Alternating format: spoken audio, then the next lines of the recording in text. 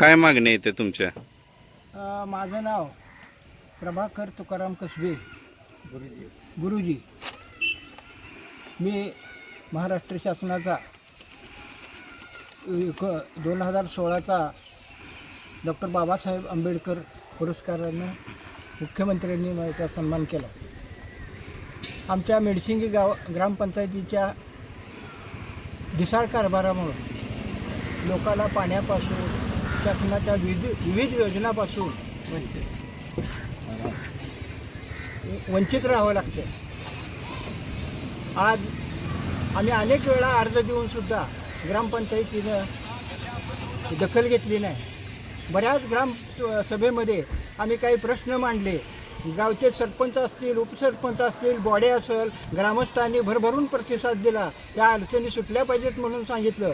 पण अकार्यक्षम अशा ग्रामसेवकामुळं ह्या अडचणी त्यांनी कुठल्याही दिलेल्या प्रश्नाची सोडवणूक केली नाही. ते टाळाटाळ करतात. आपल्या महाराष्ट्र शासनाच्या मुख्यमंत्री समृद्ध ग्रामपंचायत राज अभियान या अंतर्गत थकबाकीवर 50% सवलत देण्याचा शासनाचा निर्णय होता.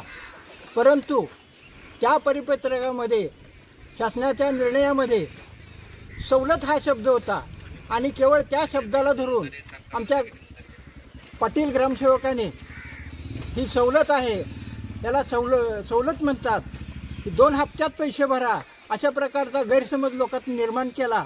आणि त्यामुळं आमच्या गावातले बरेचसे लोक पैसे भरायला आलेले सुद्धा परत गेले.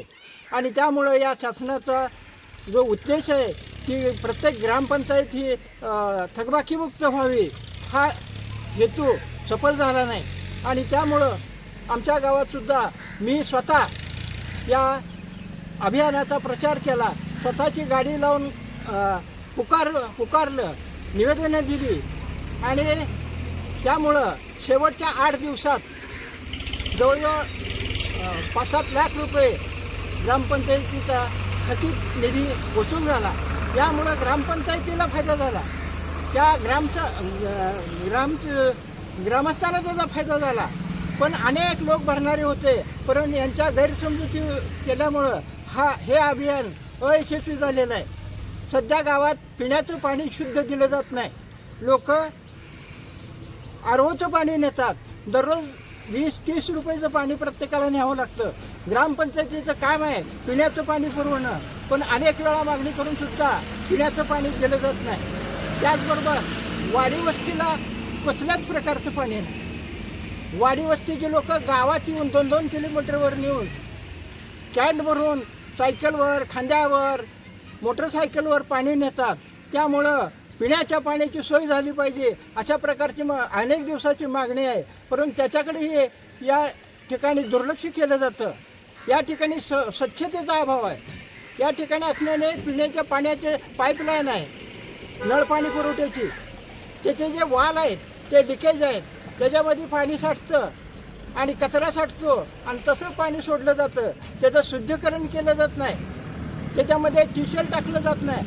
अनेक वेळा मागणी करूनसुद्धा त्याच्याकडं दुर्लक्ष होतं. ग्रामपंचायतीने घेतलेल्या कुठल्याही ठरावाची अंमलबजावणी केली जात नाही. त्यामुळं आज या ठिकाणी मला उपोषणाला बसायची पाळी आली. तरी शासनानं या माझ्या निवेदनाचा विचार करून या गावासाठी पिण्याचं पाणी आणि वाडी वस्तीला पाणी देण्याचं प्रथम प्राधान्यानं याच्यामध्ये लक्ष घालून आमचा हा प्रश्न मिटवावा. त्याचबरोबर आरोग्याचा प्रश्न आहे. आरोग्याचा प्रश्नसुद्धा तितकाच महत्त्वाचा आहे. सार्वजनिक ठिकाणची स्वच्छता केली जात नाही, दुर्गंधी सगळ्या गावात सुटलेली आहे. तर तोही प्रश्न शासनानं निकालात काढावा. आणि अशा अकार्यक्षम जर अधिकारी जर आपल्याला लाभले तर इथनं पुढची शासनाचं कुठलंही अभियान किंवा कुठलाही उपक्रम यशस्वी होऊ शकणार नाही.